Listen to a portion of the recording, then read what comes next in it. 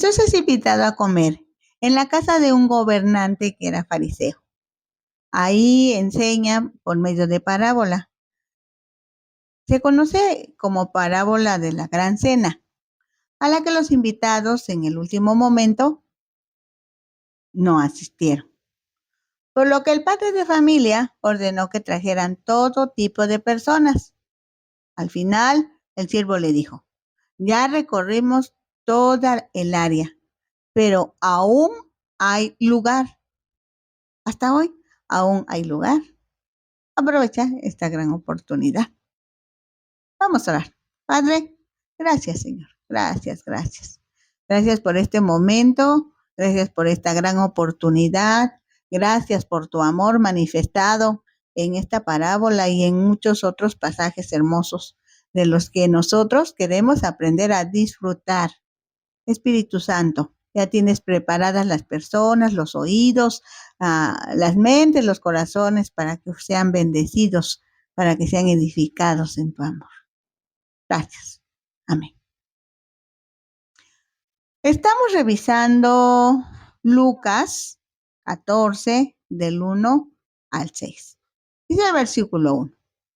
Aconteció un día de reposo que, habiendo entrado para comer en casa de un gobernante que era fariseo, estos le acechaban. El Evangelio relata 7 milagros realizados en el día del sábado. En Juan 5:10 encontramos que era sábado cuando sanó al paralítico que estaba junto al estanque de Betesda. Este hombre tenía 38 años de estar enfermo. En Juan 9:14 sanó a un hombre que había nacido ciego. Hizo lodo con la saliva, untó los ojos del ciego y le dijo: ve a Siloé y lávate. Cuando fue, se lavó y recibió la vista en un día de sábado. En Lucas 4:31 dice que en Capernaum estaba en la sinagoga un hombre que tenía un espíritu de demonio inmundo y Jesús hizo libre a ese hombre en día de sábado. En Lucas 4:38 dice que sanó a la suegra de Pedro porque tenía fiebre. Era sábado cuando la sanó. Lucas 6:6 dice en otro día de reposo, o sea, entró en la sinagoga y enseñaba. También sanó a un hombre que tenía seca la mano derecha. Lucas 13:14 registra que un día de reposo en la sinagoga donde enseñaba Jesús, sanó a una mujer que tenía 18 años de estar encorvada, pero el principal de la sinagoga se enojó. En Lucas 14:1 y 2 dice, que es el pasaje que nos ocupa, dice que en día de reposo sanó a un hombre con problemas de hidropesía. Un gobernante que era fariseo lo invitó a comer. Esto se le sobreentiende por la expresión habiendo entrado para comer en casa de un gobernante que era fariseo. Gobernante fariseo. Muchos de los fariseos eran maestros en las sinagogas. Estos hombres eran ejemplos religiosos ante la vista de todo el pueblo. Supervisaban que todos cumplieran la ley. Los fariseos aseguraban que la tradición oral tenía la misma autoridad que las escrituras. Al final del versículo dice, le acechaban. Entonces, realmente le invitaron para atraparlo en algo que dijera o hiciera, dándoles oportunidad de acusarle y arrestarlo, porque para ese momento la oposición había aumentado. No obstante, Jesús no temía enfrentarlos, toda vez que sabía su propósito de sorprenderles, según ellos, en el quebrantamiento de las leyes. Ahora sí, vamos a Lucas 14:2. Dice, y aquí estaba delante de él un hombre hidrópico. Hidropesía, acumulación de agua o fluido en tejidos y cavidades del cuerpo humano, que Lucas, como buen médico, identificó. La hidropesía puede causar hinchazón o dificultad para respirar, dolor, sensación caliente y piel rojiza en la zona donde tenga esa hinchazón, anemia grave, Puede ser causada por problemas cardíacos, enfermedades renales o hepáticas, infecciones o trastornos linfáticos. En el versículo 3 de Lucas 14 leemos, entonces Jesús habló a los intérpretes de la ley y a los fariseos diciendo, ¿es lícito sanar en el día de reposo? Al hacerle la pregunta antes de hacer el milagro, Jesús impidió que protestaran después, pues para ellos sanar a alguien era trabajo y en sábado estaba prohibido realizar trabajos.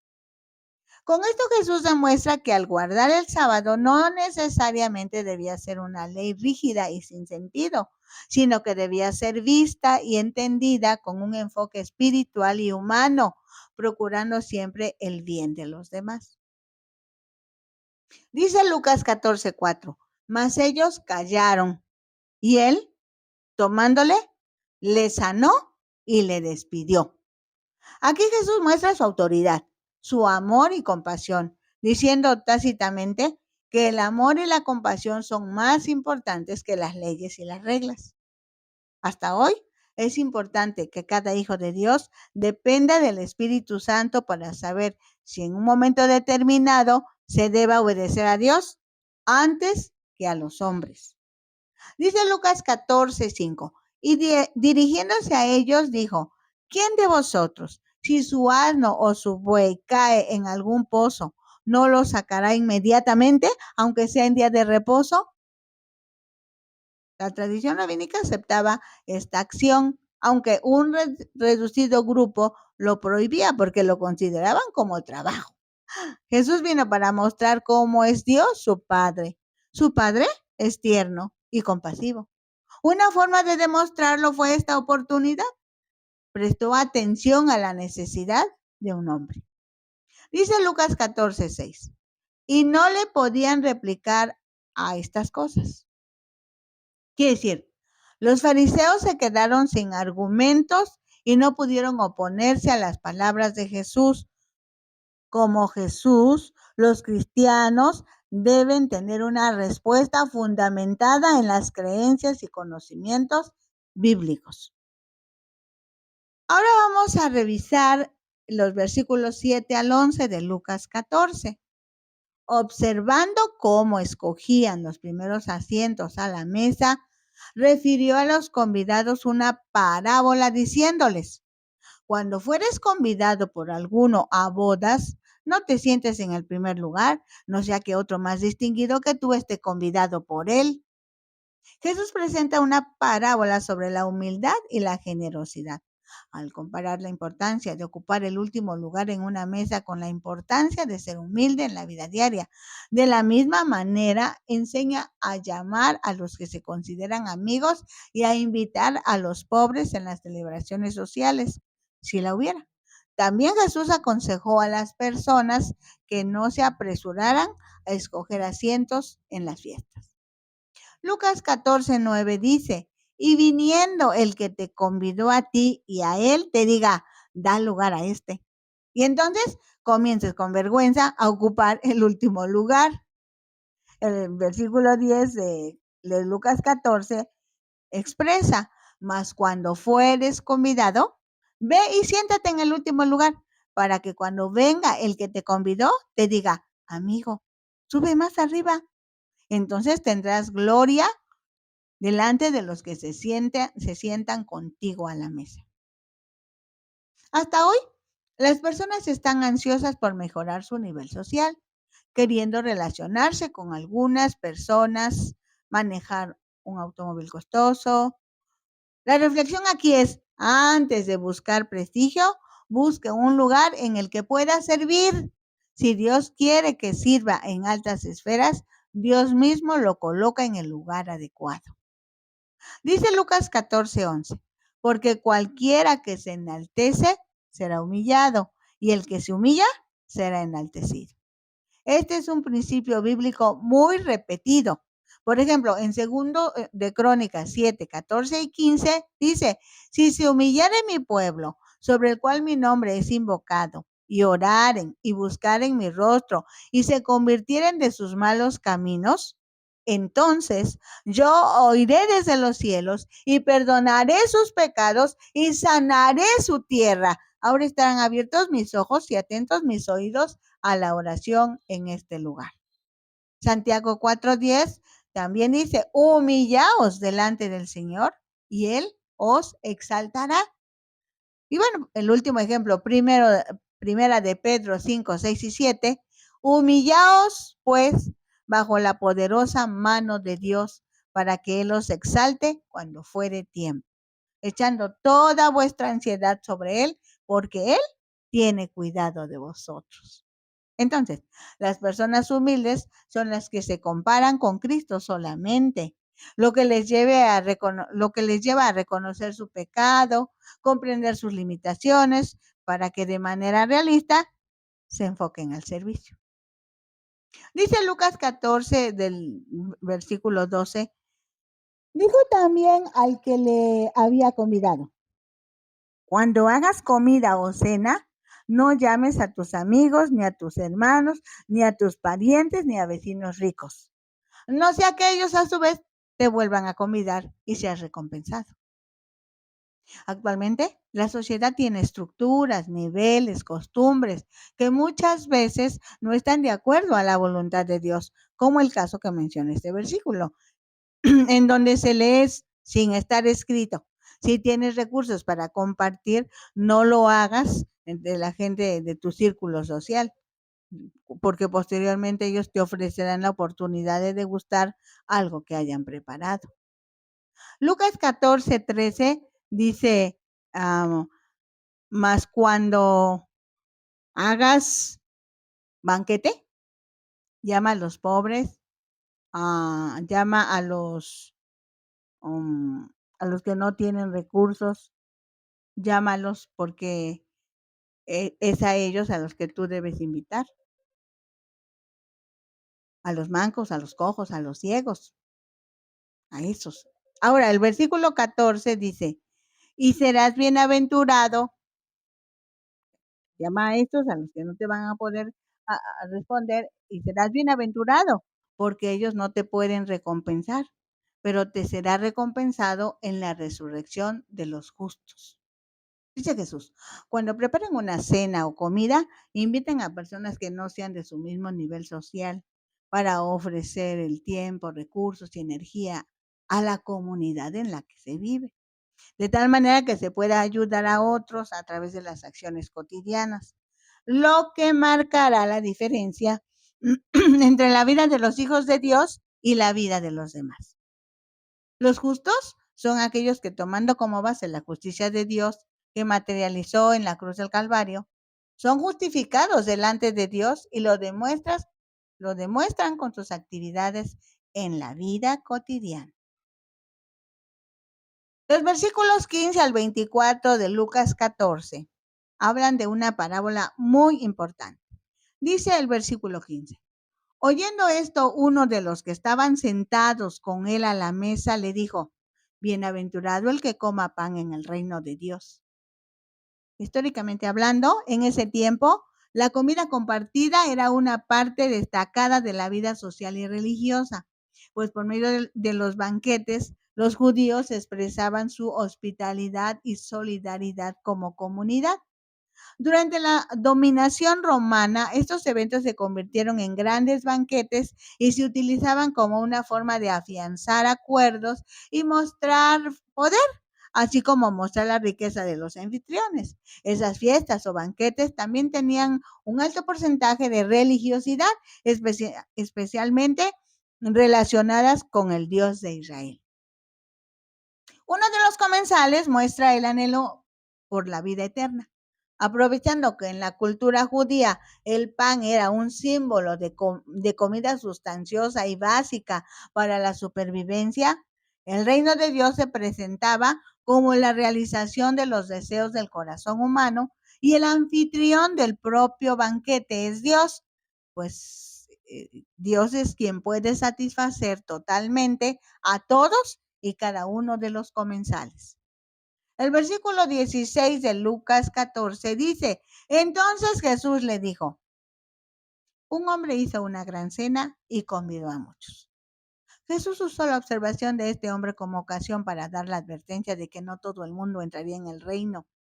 En esta oportunidad utiliza la metáfora del hombre que invitó a una gran cena. La metáfora es un recurso literario que compara dos cosas distintas para ayudar a explicar o exponer una idea, una verdad.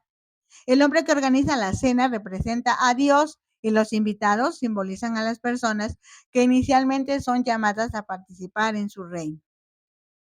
Para una fiesta se acostumbraba a enviar dos invitaciones. La primera anunciaba la fiesta y la segunda indicaba que todo estaba listo. Ya era el momento de acudir. Lucas 14:17 dice, y a la hora de la cena envió a su siervo a decir a los convidados, venid, que ya todo está preparado. La invitación inicial seguramente había sido aceptada, pero cuando ya estaba todo listo, según la costumbre judía, en ese momento se confirmaba la invitación. Cuando en la Biblia se encuentra el registro de un banquete, no una reunión para compartir comida solamente. Son oportunidades en las que se ven reflejados la generosidad de Dios y su amor principalmente a su pueblo, pero también su amor a toda la humanidad. Siguiendo el desarrollo de la metáfora, este banquete es el banquete celestial que será servido por el Padre en su reino, en su trono de gloria, que Jesús describe de esta manera para que los seres humanos tengan una representación gráfica de las atenciones de Dios para toda la humanidad. Entonces, la expresión vengan, ya todo está preparado, es determinante desde ese momento que Jesús lo expresó. La invitación está confirmada para cualquier persona que quiera aceptar la invitación de Dios. Dice Lucas 14:18, y todos a una comenzaron a excusarse. El primero dijo, he comprado una hacienda y necesito ir a verla. Te ruego que me excuses. Otro dijo, he comprado 5 yuntas de bueyes y voy a probarlos. Te ruego que me excuses. Otros intereses tuvieron prioridad. Ninguna de esas razones eran genuinas. Por ejemplo, no se compra un campo sin verlo primero, ni tampoco un buey si primero no se ha probado. En estos versículos, los invitados representan a las personas que ignoran la llamada de Dios y se alejan de su camino. La propiedad representa las distracciones y tentaciones que nos alejan de nuestra fe. Probablemente algunos se pregunten si es incorrecto comprar una propiedad o si se debe renunciar a las cosas materiales. La respuesta es no. Sí se deben comprar propiedades, sí se necesitan y se deben comprar cosas materiales, solamente que tengamos cuidado en el enfoque y las prioridades que tenemos. Dice Lucas 14:20. Y otro dijo, acabo de casarme y por tanto no puedo ir. Otra excusa, porque ya había recibido la primera invitación para ir a esa cena. No debió comprometerse y menos en matrimonio. Las excusas impiden acercarnos a Dios o retrasar el compromiso que en algún momento una persona ha hecho con Dios. Todo esto impide el crecimiento espiritual. A más de uno le está diciendo algo el Señor. Dice Lucas 14:21. Vuelto el siervo, hizo saber estas cosas a su señor. Entonces, enojado el padre de familia, dijo a su siervo, ve pronto por las plazas y las calles de la ciudad y trae acá a los pobres, los mancos, los cojos y los ciegos. Los invitados en la parábola ofendieron al anfitrión al excusarse cuando se les envió la segunda invitación. En la historia de Israel, la primera invitación de Dios vino a través de Moisés y los profetas. La segunda vino mediante su hijo. Las autoridades religiosas de ese momento aceptaron la primera invitación, creyeron en los profetas, creyeron en Moisés, pero desecharon a Dios al no creer en su hijo. Así como el amo de la historia envió a sus siervos para que los necesitados participaran en el banquete, Dios envió a su Hijo al mundo de gente necesitada para anunciar que el reino de Dios había llegado y estaba a su disposición. Qué maravilloso. Dice Lucas 14:22. Y dijo el siervo, Señor, se ha hecho como mandaste y aún hay lugar. El siervo, mejor dicho, los siervos, representan a aquellos que son llamados a llevar el mensaje de Dios a otros, para compartirlo con los que aún no se han decidido para estar presentes en ese gran banquete. Pues el reporte es que aún hay lugar. Lucas 14:23 dice, dijo el Señor al siervo, ve por los caminos y por los vallados y fuérzalos a entrar para que se llene mi casa. Así que la invitación para que asistan al banquete es inclusiva y muestra la gracia divina, por lo que se debe evangelizar y ayudar a aquellos que se sienten excluidos. Es un recordatorio de que la puerta de la gracia está abierta para todos y desafía a aceptar y compartir esta invitación. La vida cristiana incluye responsabilidad con la comunidad. Cuando se difunde la palabra de Dios, se contribuye al crecimiento y desarrollo del reino divino. Este versículo es una orden para llevar el mensaje de Cristo. Dice Lucas 14:24, porque os digo que ninguno de aquellos hombres que fueron convidados gustará mi cena.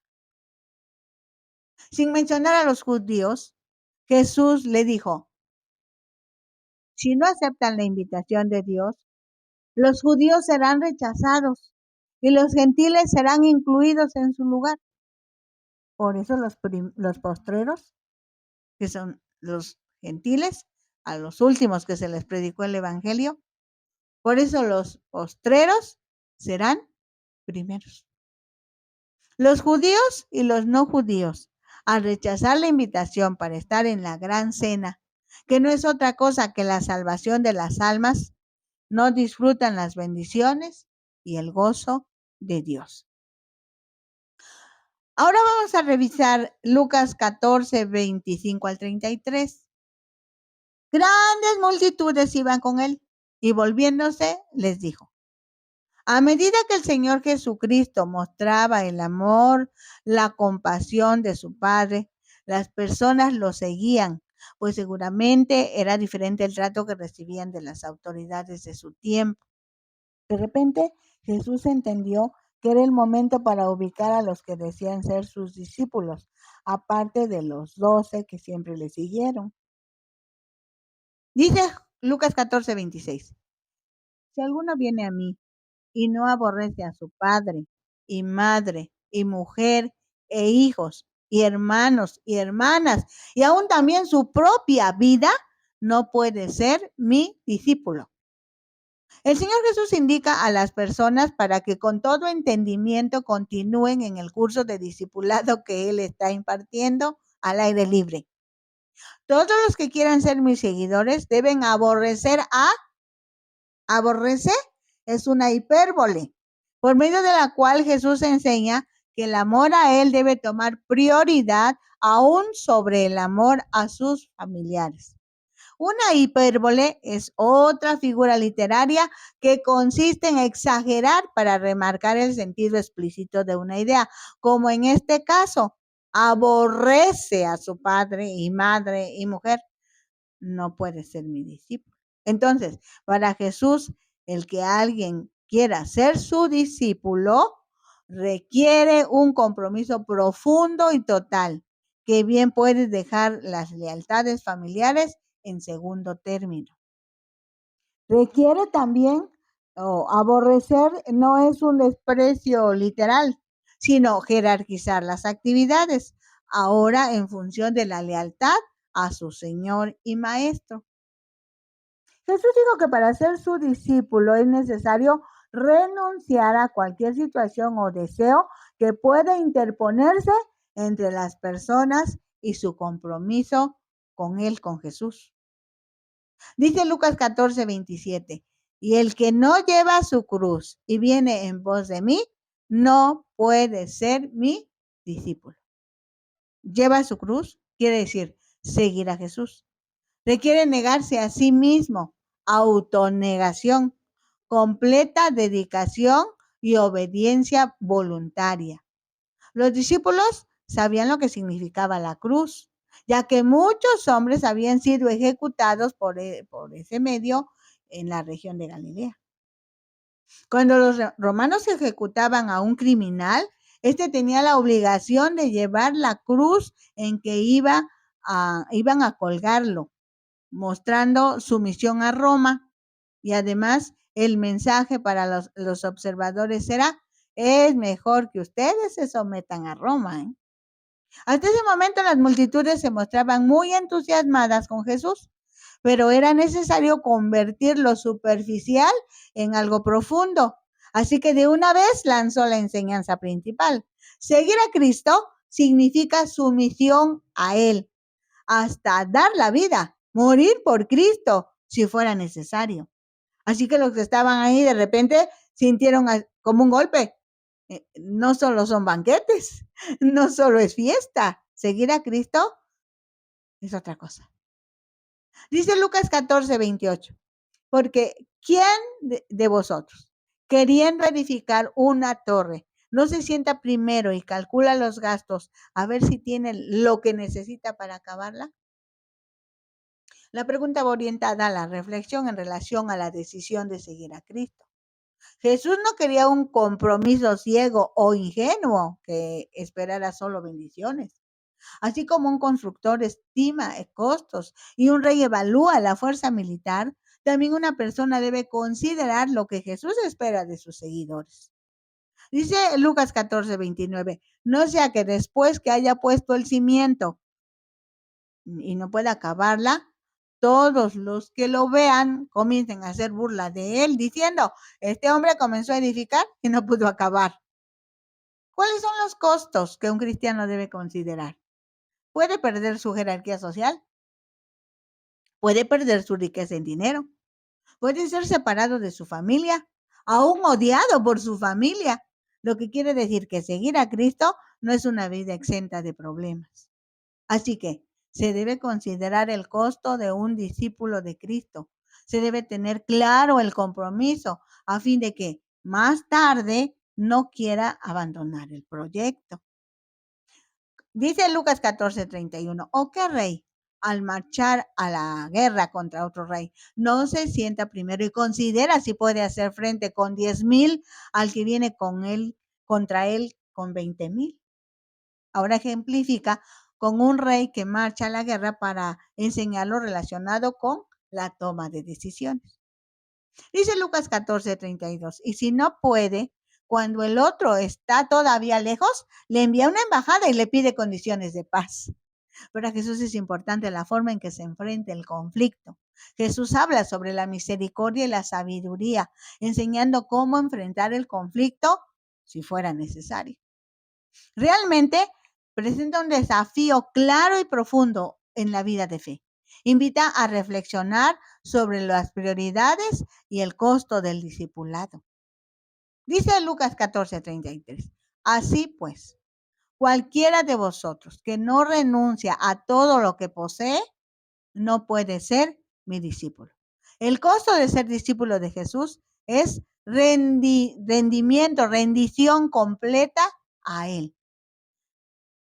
Por fin dice Lucas 14:34 y 35, buena es la sal, mas si la sal se hiciera insípida, ¿con qué se sazonará? En la antigüedad la sal se utilizaba para preservar los alimentos y mantenerlos frescos durante más tiempo. Cuando se habla de la sal en la Biblia, no solo se refiere a su uso en la cocina para dar sabor y preservar los alimentos, sino que se usa como una metáfora para referirse a la vida cristiana y la influencia que los creyentes deben tener.